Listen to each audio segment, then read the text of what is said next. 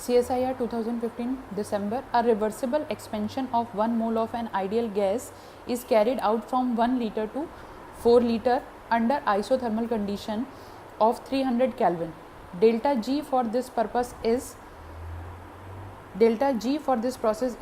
300 R ln2, B 600 R ln2 minus 600 R ln2, and D is equals to minus 300 R ln2. As we know, delta G is equals to RT ln P2 over P1 for isothermal process. So delta G is equals to RT ln V1 upon V2, because P2 upon P1 is equals to V1 upon V2.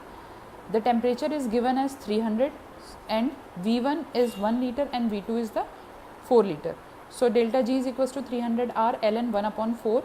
Delta G is equals to 300 R ln 1 upon 2 square, and that is equals to delta G is equals to 300 R ln 2 to the power minus 2.